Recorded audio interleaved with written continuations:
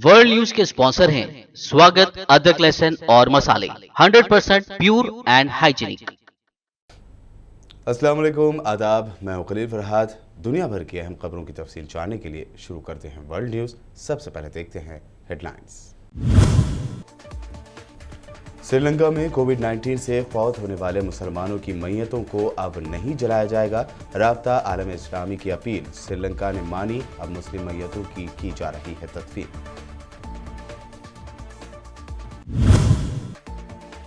मासूम फ़लस्तीनियों पर इसराइल के मज़ालिम की हकीकत आएगी सामने। इंटरनेशनल क्रिमिनल कोर्ट फ़लस्तीन में इसराइली जराइम की करेगा तहकीकात। इसराइल हुआ बेचैन।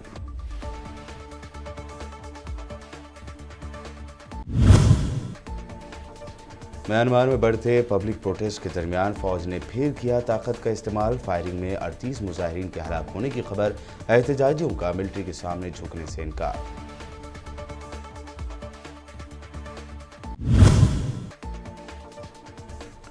तारीखी ताजमहल में बम की अफवाह निकली झूठी। फैरोजाबाद से झूठी कॉल करने वाला हुआ गिरफ्तार। फिर एक मरतबा टूरिस्टों की ताजमहल में एंट्री। हालात आए मामूल पर।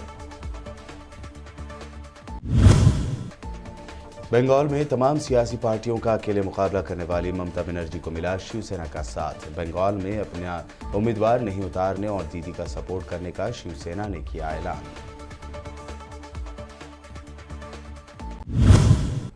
राब्ता आलम इस्लामी के secretary general doctor Muhammad Abdul Karim al Issa ने श्रीलंकन हुकूमत की तरफ से कोरोना की वबा से फौत होने वाले मुसलमानों की मैयतों को नज़र आतिश न करने की दरख्वास्त पर अमल दरामद की तारीफ की है। Doctor Muhammad Abdul Karim al Issa ने कहा है कि उन्होंने श्रीलंका की हुकूमत से अपील की थी कि वो कोविड-19 की वजह से फौत होने वाले मुसलमानों की मैयतों को ना जलाए। श्रीलंकन हुकूमत की तरफ से हमारी दरख्वास्त पर अमल किया गया। उनका कहना था कि इस्लामी तालीमात के मुताबिक मुसलमानों की मैयतों को जलाया नहीं जाता बल्कि उन्हें दफन किया जाता है। इंटरनेशनल क्रिमिनल कोर्ट ने फ़लस्तीन में इसराइली जराइम की बाकायदा तहकीकात शुरू करने का ऐलान किया है। इंटरनेशनल क्रिमिनल कोर्ट की चीफ प्रोसिक्यूटर फातो बेनसोडा ने कहा है कि इसराइल की सख्त मुखालफत के बावजूद फ़लस्तीन में होने वाले जराइम की तहकीकात हर सूरत की जाएंगी। उन्होंने कहा कि इसराइली जराइम के खिलाफ तहकीकात आज़ादाना, शफाफ, गैर जानिबदार और किसी भी खौफ और दबाव के बगैर मुकम्मल की जाएंगी और उन तहकीकात को आखिरी नतीजे पर पहुंचाया जाएगा। मीडिया से बात करते हुए इंटरनेशनल क्रिमिनल कोर्ट की चीफ प्रोसिक्यूटर ने कहा कि फ़लस्तीन की सूरत हाल का मुकम्मल एहतराम करते हुए तहकीकात को आगे बढ़ाया जाएगा।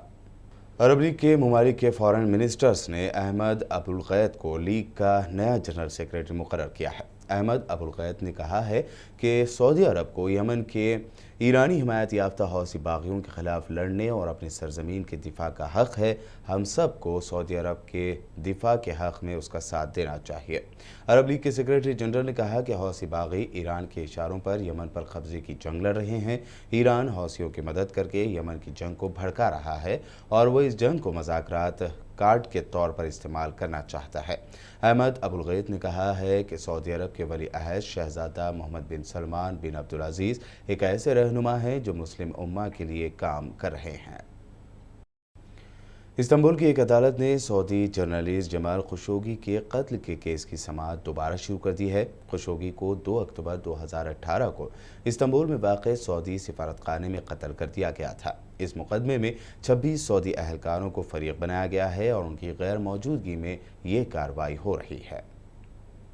सऊदी अरब ने इन अफराद को तुर्क हुकूमत के हवाले करने से इनकार कर दिया है। अमेरिकी इंटेलिजेंस की तरफ से गुज़िश्ता हफ्ते सामने आने वाली एक रिपोर्ट में कहा गया था कि खशोगी का कत्ल सऊदी वली अहद मोहम्मद बिन सलमान के हुक्म पर किया गया।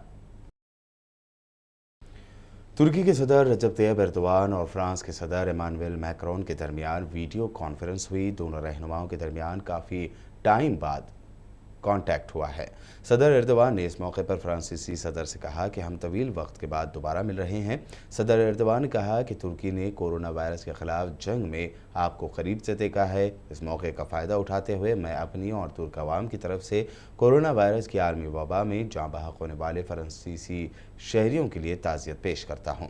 सदर एर्दोआन के मुताबिक तुर्की और फ्रांस के ताल्लुकात मजबूत बनाने में दोनों मुल्कों के सियासी रहनुमाओं के मज़ाकरात इंतहाई अहम किरदार अदा कर सकते हैं।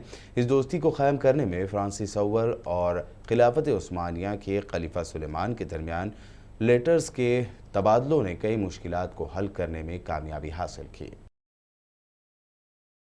म्यांमार की पुलिस ने आज जुमेरात के रोज़ भी एहतजाज मुजाहिरीन के खिलाफ ताकत का इस्तेमाल किया है। मिलिट्री क़यादत के खिलाफ और जमहूरियत के हक़ में मुजाहरे करने वाले मुजाहिरीन पर आंसू गैस के शेल बरसाए गए और फायरिंग करने की खबरें भी सामने आई है। म्यांमार के मुख्तलिफ शहरों में मुजाहिरीन पर फायरिंग के नतीजे में 38 मुजाहिरीन के हलाक होने की खबर सामने आई है। 1 फरवरी को फ़ौज की तरफ से इख्तिदार पर कब्जे के बाद शुरू होने वाले मुजाहरों में यह खूनरेज़ तरीन दिन था। मुजाहिरीन ने ताहम मिलिट्री के सामने झुकने से इनकार करते हुए मुजाहरों का सिलसिला जारी रखने का अज़्म ज़ाहिर किया है।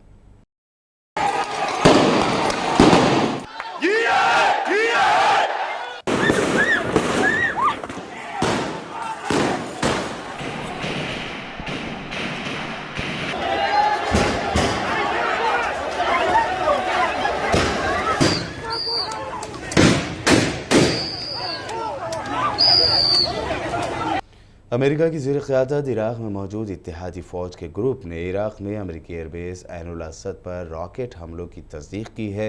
इस ग्रुप के तर्जुमान ने एक ट्वीट करके कहा कि ऐनुल असद एयरबेस पर कल कम अज़ कम 10 रॉकेट दागे गए हैं और यहाँ अमेरिकी इत्तेहादी अफ़वाज का ठिकाना है। रॉकेट हमले की क्लोज सर्किट कैमरे की वीडियो फुटेज सामने आई है। इसके मुताबिक इस हमले में 3 गाड़ियाँ इस्तेमाल की गई हैं और उनसे इस फ़ौजी अड्डे पर कात्यूशा रॉकेट फायर किए गए। वर्ल्ड न्यूज़ में वक्त हुआ है एक शॉर्ट ब्रेक का। ब्रेक के बाद भी खबरों का सिलसिला लगातार यूं जारी रहेगा।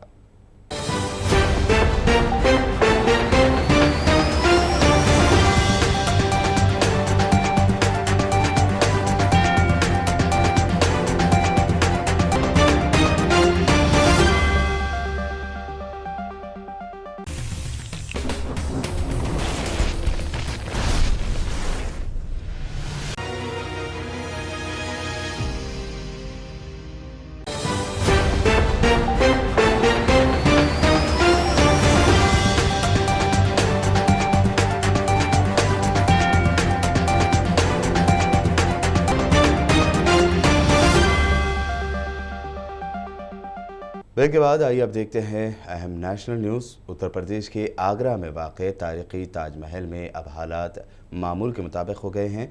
बता दें कि ताजमहल में बम होने की पुलिस को मिली खबर के बाद फौरी तौर पर ताजमहल को खाली करा दिया गया था।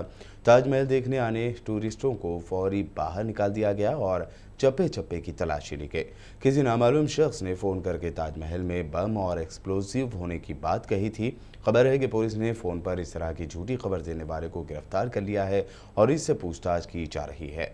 ये कॉल फिरोजाबाद से आई थी।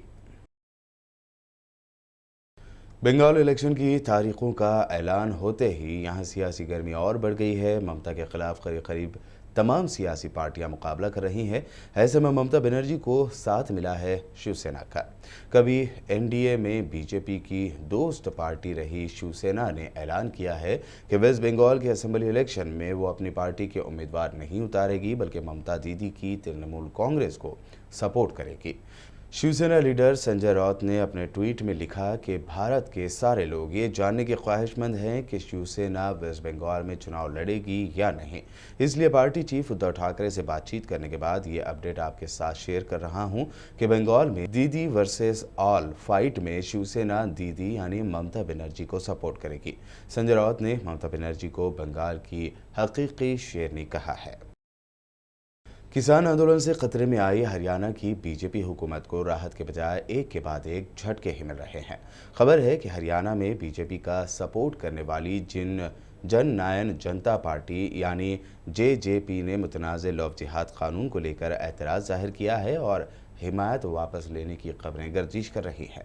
बता दें कि हरियाणा की खट्टर सरकार ने ज़बरदस्ती मजहब तब्दील करवाने से रोकने के नाम पर लव जिहाद का कानून असम्बली में पेश करने का मंसूबा बनाया है, लेकिन जेजेपी ने इसकी मुखालिफत कर दी है। बता दें कि अगर हरियाणा में जेजेपी अपना सपोर्ट बीजेपी से ले लेती है तो हरियाणा सरकार यहां गिर जाएगी और ये खतरा बना हुआ है। जेजेपी लीडर और रियासत के डिप्टी सीएम दुष्यंत सिंह चौटाला इससे पहले भी किसानों के आंदोलन की दबे अल्फाज में हिमायत कर चुके हैं। मोदी सरकार के फार्म्स लॉस के खिलाफ किसानों के आंदोलन के 100 दिन पूरे होने वाले हैं। इस दरमियान किसान लीडर राकेश टिकैत ने एक दावा करके बीजेपी की बेचैनी बढ़ा दी है। राकेश टिकैत का कहना है कि इसी महीने आंदोलन की हिमायत में एक बीजेपी के एमपी इस्तीफा देने वाले हैं। जितने बीजेपी के एमपी हैं उतने दिन ये किसान आंदोलन चलेगा। हालांकि राकेश टिकैत ने इस्तीफा देने वाले बीजेपी के एमपी के नाम का ऐलान नहीं किया है। कुछ लोगों का कहना है कि इस्तीफा देने वाले एमपी वेस्ट यूपी से हो सकते हैं, जबकि कुछ का कहना है कि पंजाब या हरियाणा में बीजेपी का कोई एमपी रिजाइन कर सकता है। झारखंड के जंगलों में हुए आईईडी ब्लास्ट में सिक्योरिटी फोर्स के 3 जवान शहीद हो गए हैं, जबकि 2 की हालत तशवीशनाक है। अहदेदारों ने कहा है कि झारखंड के वेस्ट सिंहभूम जिले के जंगलों में जुमेरात को नक्सल ट्रिगर आईईडी धमाके में 3 सिक्योरिटी एहलकार मारे गए, जबकि 2 जख्मी हो गए। खबर है कि झारखंड पुलिस की स्पेशल यूनिट झारखंड जगवार के जवान वेस्ट सिंहभूम जिले के होया हाथू गांव में गश्त लगा रहे थे, तभी सुबह करीब 8:45 बजे आईईडी ब्लास्ट हुआ, जिसमें 3 जवान शहीद हो गए। पुलिस और सीआरपीएफ ने इस ब्लास्ट के बाद नक्सलियों के खिलाफ मुहिम शुरू कर दी है। और अब आखिर में हेडलाइंस पर एक और नजर। श्रीलंका में कोविड-19 से फौत होने वाले मुसलमानों की मैयतों को अब नहीं जलाया जाएगा। राब्ता आलम इस्लामी की अपील श्रीलंका ने मानी, अब मुस्लिम मैयतों की जा रही है तदफीन।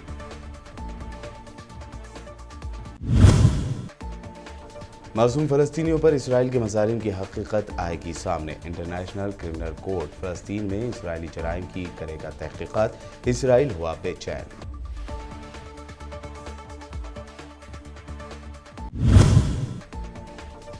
म्यांमार में बढ़ते पब्लिक प्रोटेस्ट के दरमियान फौज ने फिर किया ताकत का इस्तेमाल। फायरिंग में 38 मुजाहिरीन के हलाक होने की खबर।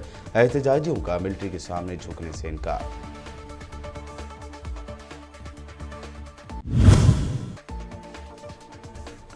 तारीखी ताजमहल में बम की अफवाह निकली झूठी। फैरोजाबाद से झूठी कॉल करने वाला हुआ गिरफ्तार। फिर एक मरतबा टूरिस्टों की ताजमहल में एंट्री, हालात आए मामूल पर।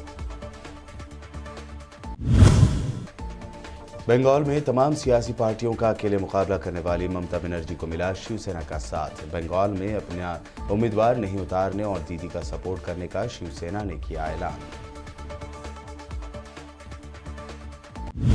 वर्ल्ड न्यूज में ये थी अब तक की अहम नेशनल और इंटरनेशनल न्यूज। यूट्यूब पर हमारे चैनल को सब्सक्राइब जरूर करें। मज़ीद अपडेट्स के लिए बने रहिए हमारे साथ और देखते रहिए बीबीएन चैनल।